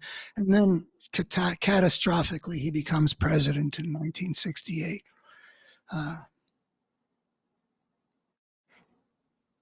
But Nixon was a guy who played the part of a good, moral, upstanding, middle-class American boy from Quaker background. And then he had his Checkers speech of infamy where he referred to his wife's good Republican cloth coat, where he's trying to disarm those who are attacking him for some apparent corruption. He posed as being something that he wasn't. I mean, we know from the Nixon tapes that there was a lot of darkness in the man.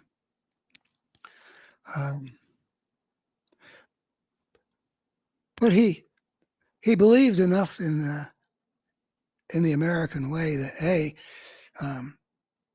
he accepted that he had to play by the rules of the Constitution. He left office when he understood that he'd be impeached. He recognized that he had to obey the Supreme Court when they told him to release those tapes with their 18 minutes of strangely silent. But anyway, he seemed like you could believe that he was a decent Republican man.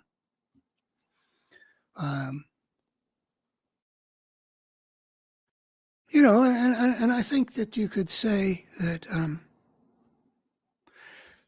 Reagan and the first Bush were in some ways decent Republican men, but they weren't only that. I mean, there was darkness of sorts, but not mostly. But it turns out that that by the time Trump arrives on the political stage, um, no longer needs to be fooled about what kind of guy they're supporting. It's kind of confusing, but I wonder if the Democrats should find some appropriately tasteful way of in terms of who's Trump, getting people to imagine what Donald Trump actually did physically to E. Jean Carroll. There was what Trump said that they let you do because you're a star on the Hollywood Access tape. I mean, a man who, people said it was locker room talk. I was in a lot of locker rooms. Nobody ever talked like that. Imagine bragging about sexually assaulting women and then papering it over with the lie that they let you do it. Yeah, that sort of makes me wonder. When he says they let you do it, does he believe that E. Jean Carroll let him do it? Does he believe that? Or is this the 30,195th lie that we've heard Donald Trump tell? But anyway, I'd like the Democrats to find the most powerful ways of getting people to recognize what the choice of Trump means. And mostly it means choosing to overthrow American democracy and the Constitution. But it also means having a president who would do what this man did to E. Jean Carroll and was found unanimously by a jury of regular Americans to have done. And then further, how after doing that, he refused even to stop defaming her. What kind of a human monster would do that and then follow it up by being insulting? He not only victimized her, he was happy to keep victimizing her. What kind of man would do that?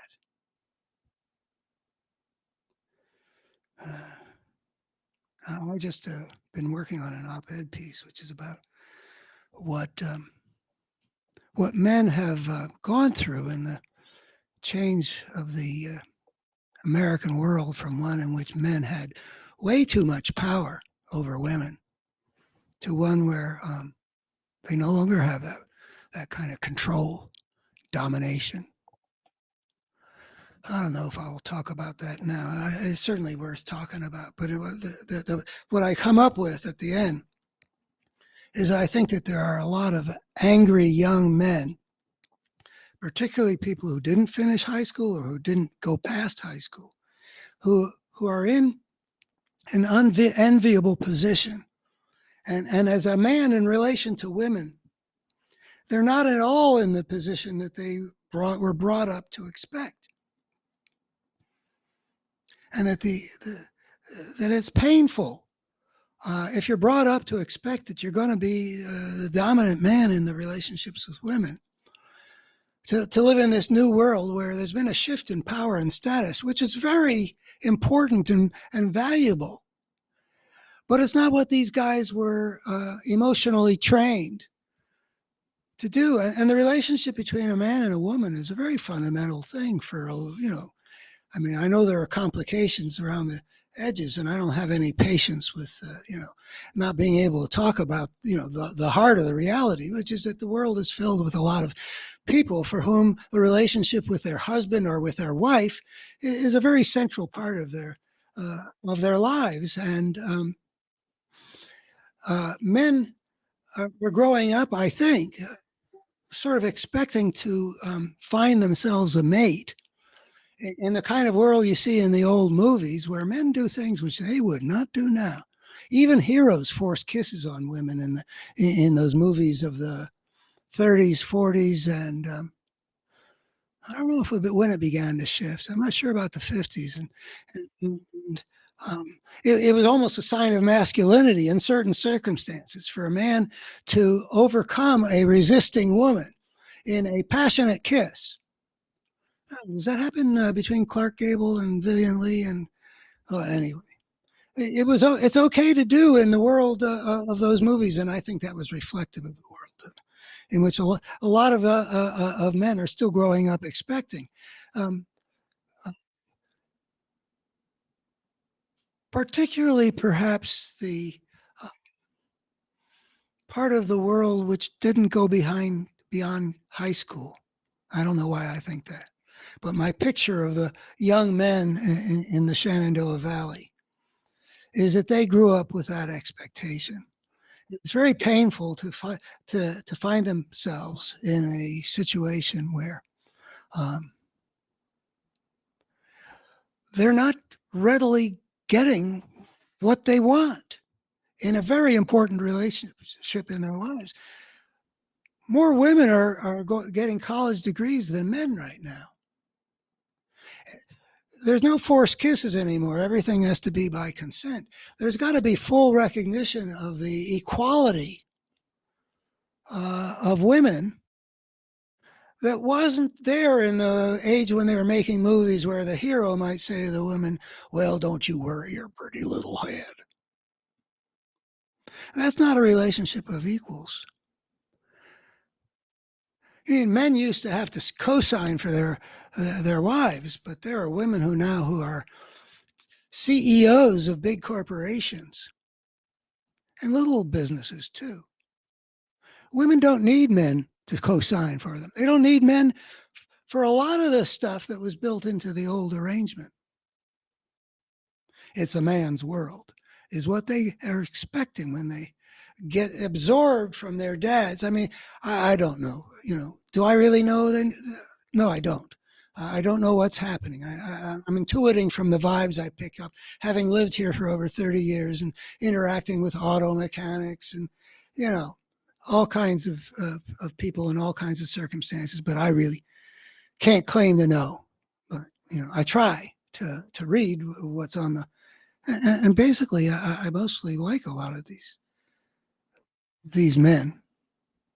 But I'm wondering if there are a lot of women these days of a certain class who are building their lives without really caring about whether there's a man in it. And I think there is some of that. Compared to in the 1950s, where what is a woman's ambition? To find herself a good husband. That is the way that a woman gains her position and status in the world. In a lot of traditional cultures leading up to some changes have taken place rather rapidly. A shift in the status of power, where men have less status and less power because they're handing it toward greater equality with women. And I think that that's great, and as it should be, even for the sake of men. I mean, in that old culture, men are not supposed to show vulnerability. You can go on my website, betterhumanstory.org, and you can find a bunch of stuff about the sacred space of lovers. I think the sacred space of lovers is one of the wonderful things in human life toward which one might aspire. And it's not possible, I don't think, without the openness of heart, which includes a willingness to not hide a fundamental truth, which is we are all vulnerable creatures. Men are not supposed to, in the old dispensation, part of the cost of domination or part of the means of domination. I don't know quite how it all works together, but men are brought up not to show vulnerability in that old culture. The American hero was very often the strong, silent type. And being the strong, not vulnerable, silent, not really sharing all that's going on in one's heart, that sets a serious limit on how much intimacy the man and the woman will have. I mean, maybe the women will know that even if he's trying to hide it, he's vulnerable, and there will be intimacy. I think that happened a lot. But the man is still hiding something. He's not sharing his whole self. But making that transition is something the culture may have gone a long way to doing. But individual men will certainly find that challenging to go from a relationship in which husband is in large degree in control, one where he's one in a pair of equals who give each other equal respect for their full humanity, and who find together, not with nobody in control, that explore together where things might unfold. That requires a degree of achievement that is not easily had. It is almost at a spiritual level, and I'm sure that there are a lot of men out there who have made that transition. I've had to work in some ways to, well, for one thing, find a relationship in which to do that in, but also to come to terms with all of who I am and to be ready to share all of who I am. So I think there are a lot of men out there who are in an important part of their lives, the relationship between himself and a mate, are not getting their needs met. And that having to do with a shift in power and status from men in dominant position to a greater equality. And that causing a lot of pain, that pain causing a lot of rage, and that rage causing a lot of misogyny,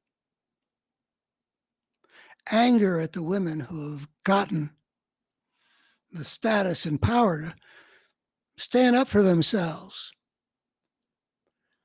and to change the culture so that the kind of conduct that Donald Trump was boasting about to that guy on the Access Hollywood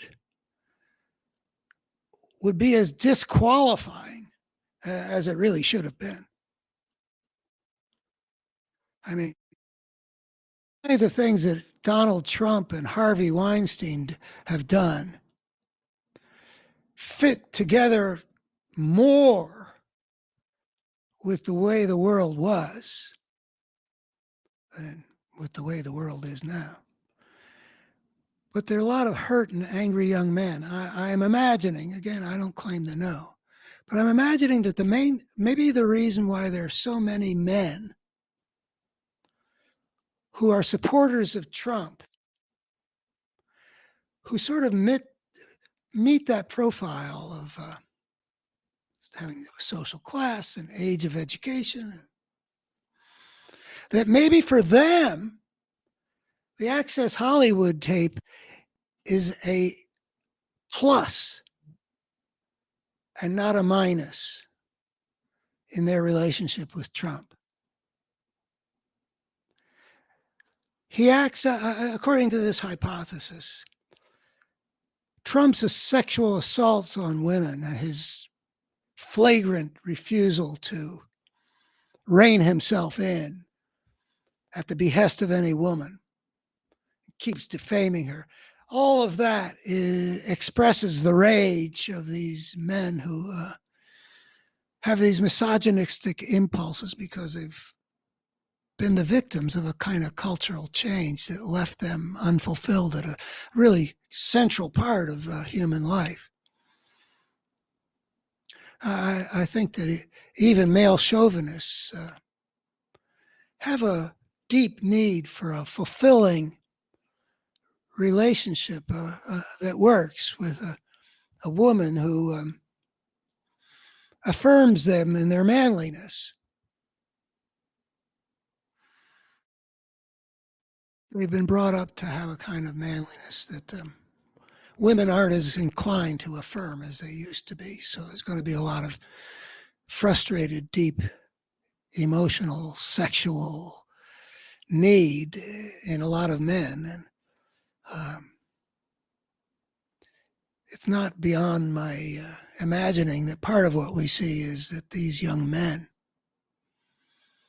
are happy to make Donald Trump their hero because of, not in spite of, the ugly things Trump does to women. Okay, that will do our a man on a mission show for this Monday at 11. The next one will be Thursday at 11. I hope you will tune in. I hope that you will subscribe. And above all, I hope that you will imagine that maybe I deliver the goods that I claim to deliver, that I've put some things together which I present on my website, humanstory.org. And that it's worth checking out because you can see that if a good chunk of our society were to see things that way, we would get fortified in a variety of ways. We get fortified in that we would be relieved of the burden of seeing ourselves as guilty of original sin, see ourselves as capable of creating a better, that it would identify the nature of the forces and how we can see them at work in our world that need to be brought under control if human civilization is to survive on this planet for the long haul,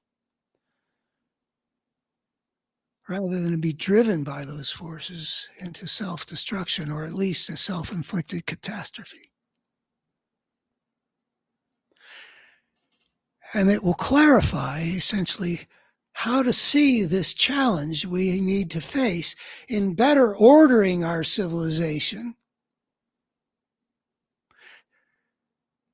fast enough, fully enough, soon enough, so that human civilization can survive for the long haul on this planet. I don't think that's a gimme. I think it's more like a toss-up. So I don't have actually illusions. Well, I don't know. I work on being realistic. I do think it's realistic to think that if I could get people to really check this out, and people who are interested in understanding why those things are true about the human nature and about any creature, the social evolutionary force and the battle between two coherent forces, and also incidentally about our having access to some life-serving guidance that's built into us by evolution, which I didn't get to. But I think that if you can see that that might be something that would make it more likely that we would get it together rather than destroy ourselves, I invite you to check that out. I've been jumping from thing to thing, but there you will see, if you're willing to just follow it. I've laid it out a bunch of times. Just follow it.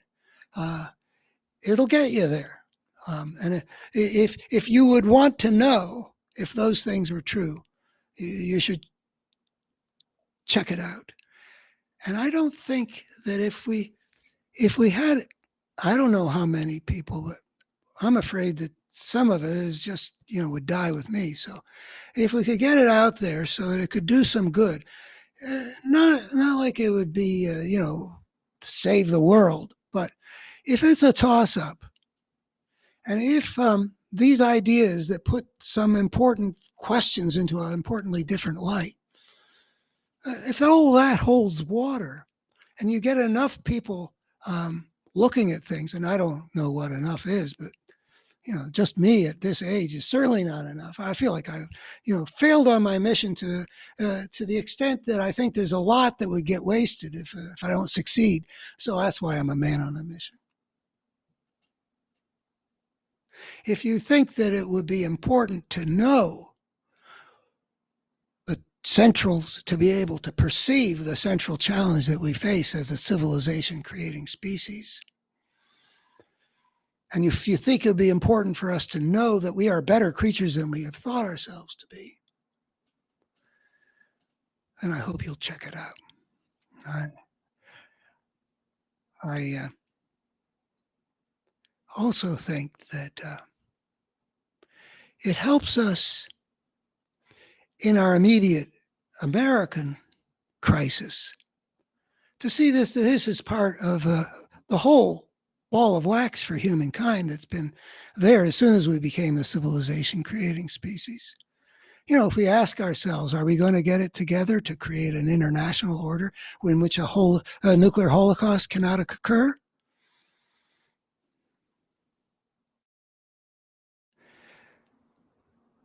That requires us to get somewhere. Do you think it's a possibility that we could transform our civilization into one that lives in harmony with this planet? Doesn't it seem like it could go either way? Well, I think that if this idea got out there such that even if it's posthumous, it has the same position in terms of having influence on people's thinking, like as much as a couple things that I witnessed growing up, which was that Freud's perspective and Marx's perspective, they attained a degree of influence that you can see in the society and and in the movies of those eras.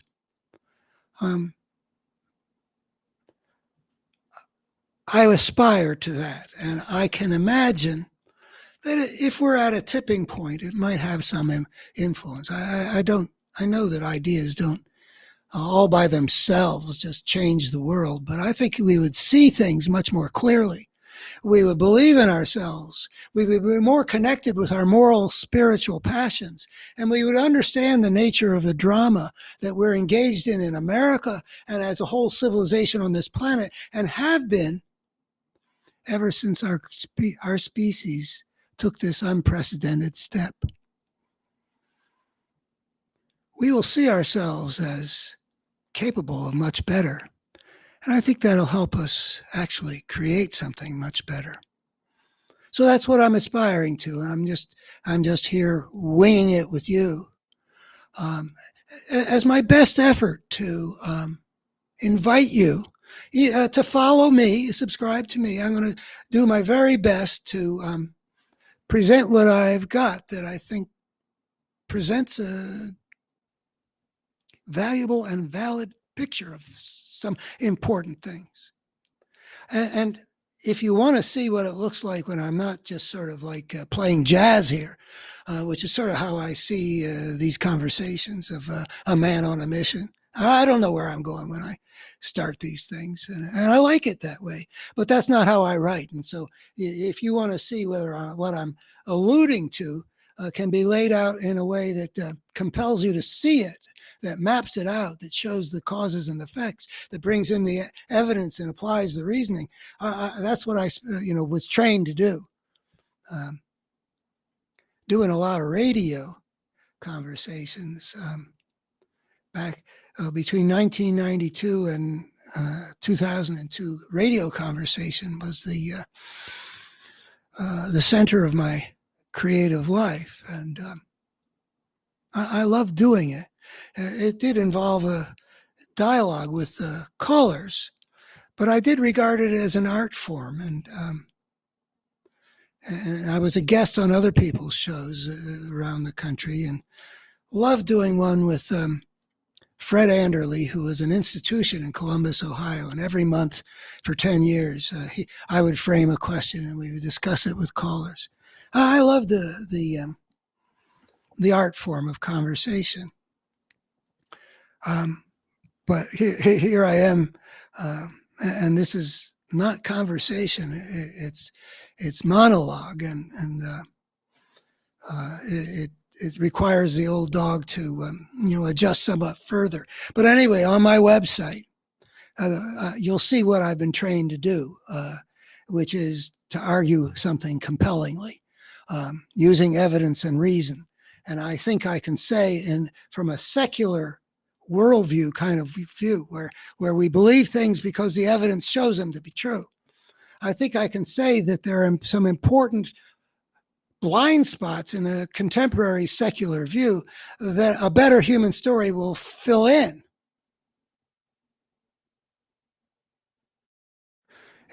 It's got to do with the evolutionary perspective and understanding more about what the evolutionary perspective implies.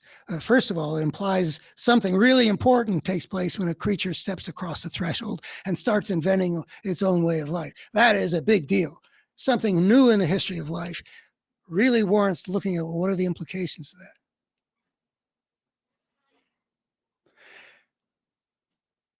And the evolutionary perspective also, and this is what I've been developing in much more recent years, the parable of the tribes is that one. But the new thing is that the evolutionary perspective shows that there is something that evolved in us that should cause us to have a very different way of regarding such things as the moral dimension and the spiritual dimension. Now, I'm not going to go further into that, but I think what I can tell you is that I can use the evolutionary perspective to show that the moral dimension and the spiritual dimension are both, in their own ways, real, important, and life-serving. They wouldn't be there if it hadn't been advantageous for our ancestors to be getting them into our DNA. We've got some inborn experiential tendencies that can be identified. And we're entitled to ask, what was advantageous about having such experiential tendencies? And those lead to some very important answers. And when you look at that dynamic, actually, the emergence of a destructive force, when you cross the threshold into the disorder of anarchy, and then also the evolution of experiential tendencies that make the moral and spiritual dimensions real, important, and that they're there because they're life-serving. You've basically set up that which underlies this drama at the center of the human story. I say that I can show that there's a battle going on between two coherent forces. And one of them emerges out of the anarchy that civilization's emergence itself brings with it. And the other is something which has been created by an evolutionary process that continually chooses life over death, or more to the point, more perhaps responsibly, chooses those which are better at getting their DNA into the future over those that are less good. Those experiential tendencies are there because evidently the ancestors that had them were more likely to get their DNA into the future than the ancestors that didn't. We're setting up essentially a way of conceiving of the root of a battle that's reasonable to call a battle between good and evil. The selection for what can get us DNA into the future is a selection for wholeness of various kinds. The selection for power unleashes a force that is about a force of brokenness, transmitting a pattern of brokenness through the human world in shape-shifting ways. Maybe I shouldn't have said that because that alludes to how I can show that this force exists in the dense network of causes and effects. It's really kind of neat. There's a different way of looking at the implications of evolution. And if we see ourselves that way, we will be better able to discern what it is that we must stand up against and to tap into the power of what's good, what's of value, what's sacred, what's life-serving, what's whole. It's a winner. to see that such a thing as a force of evil can be at work in the world. And we've seen one rise in America lately. And it's also worthwhile to change our secular worldview so that we really recognize that there is such a thing in the world that can be discerned as a force of goodness. And in some way, we are connected with it, that our moral and spiritual dimensions of experience between better and worse and going down to some kind of a deep level of a spiritually transformative experience, that those things are there in us because somehow in our ancestral past, it helped them get, it was a ticket to life. And the people who lacked it got more of a ticket toward elimination from life, which doesn't necessarily mean they died, but some way or another, they didn't get their DNA into the future. There are a lot of levels here you can look at, and they are in alignment, and you can make the connections. Like life and death is one level. It relates to, in significant isomorphic ways, good and evil. It also has a lot of isomorphism, correspondence, projection of into different forms of wholeness and brokenness. And it overlays also with things in our experiential dimension, such as the difference between fulfillment and agony.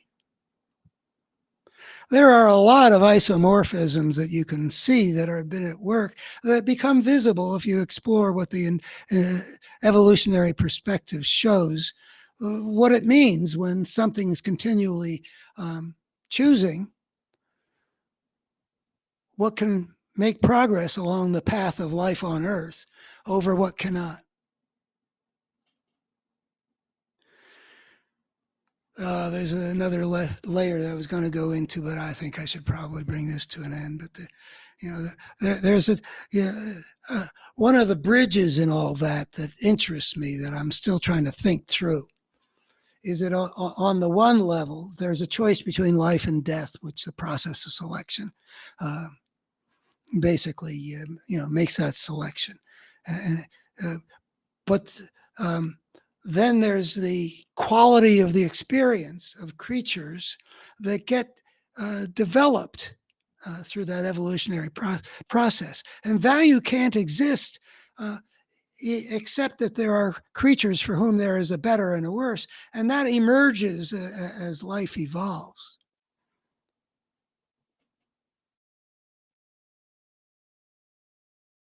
And what we are geared to do, the folks who wrote the Declaration of Independence put it as the pursuit of happiness. The thing is that we are evolved to have a dimension of experience between better and worse, and we seek out the better and we try to avoid the worse. And we seek out the better because that's the inborn motivational structure that comes with it having been adaptive for our ancestors to be motivated to do what life requires. And that has involved a strategy that life took, which is that better, experiencing things as better that are necessary for your survival helps get the creature to do it. When you're hungry, you're very motivated to find food to eat. I remember football practices that so dehydrated me that I was consumed with a passion to get water.